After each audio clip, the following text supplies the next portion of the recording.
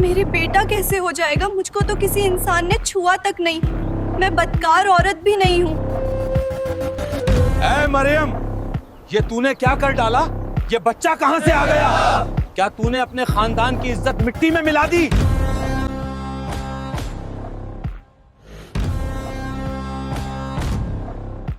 ایک دن حضرت مریم اپنی خالہ یا بہن کے گھر تھیں.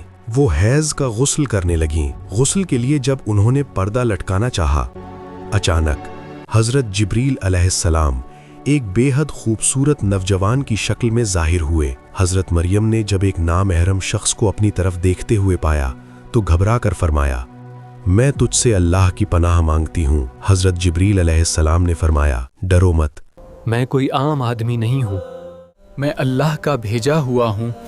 میں تمہیں ایک پاکیزہ بیٹا بخشنے آیا ہوں. حضرت مریم نے حیرانی سے پوچھا، میرا بیٹا کیسے ہوگا؟ مجھے تو کسی انسان نے چھوا تک نہیں، اور میں کوئی بدکار عورت بھی نہیں ہوں. حضرت جبریل علیہ السلام نے کہا، لیکن تیرے اللہ نے فرمایا ہے. ایسا ہی ہے، لیکن تمہارے رب کا فرمان ہے، تیرے لیے بن باپ کا بیٹا پیدا کرنا آسان ہے. میں اسے دنیا والوں کے لیے اپنی قدرت کی ایک نشانی بناؤں گا، اور یہ فیصلہ ہو چکا ہے. اور یوں حضرت مریم علیہ السلام کو حمل ٹھہر گیا. یہ اللہ کی قدرت کا ایک نیا کرشمہ تھا. کہا جاتا ہے کہ یوسف نام کا ایک آدمی تھا جو حضرت مریم کے ماموں کا بیٹا تھا.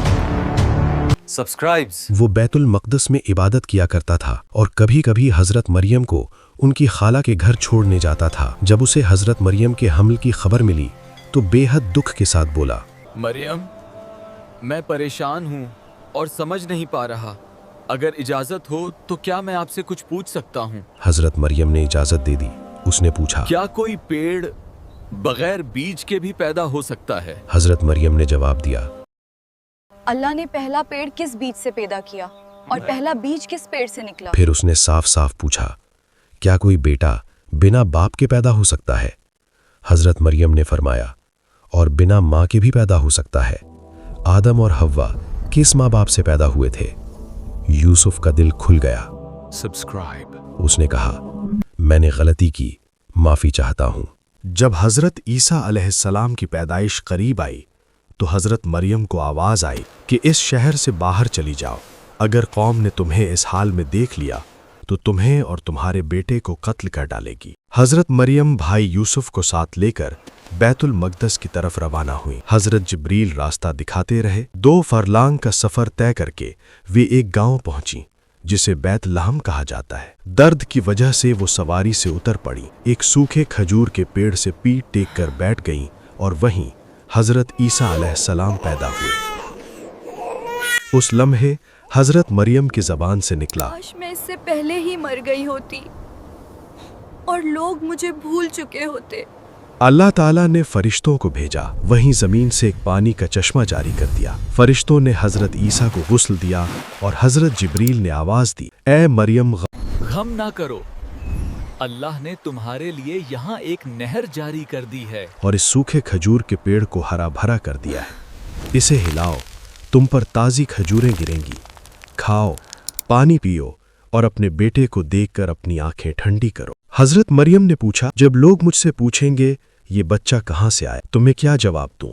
حضرت جبریل نے کہا، اگر کوئی پوچھے تو اشارے سے کہہ دینا، میں نے اللہ کے لیے منت مانی ہے کہ آج بات نہیں کروں گی. جب بنی اسرائیل کو حضرت مریم کے جانے کی خبر ملی تو وہ ان کے پیچھے دوڑے. جب پاس پہنچے تو کپڑے پھاڑنے لگے، سر پر مٹی ڈالنے لگے اور بولے، اے ہارون کی بہن، اے مریم، یہ تو نے کیا کر ڈالا؟ یہ بچہ کہاں سے آ گیا؟ کیا تو نے اپنے خاندان کی عزت مٹی میں ملا دی؟ تیرا باپ برا آدمی نہ تھا، تیری ماں بھی بدکار نہ تھی. حضرت مریم نے صرف حضرت عیسیٰ کی طرف اشارہ کر دیا. وہ غصے میں بولے، کیا تو مذاق کر رہی ہے؟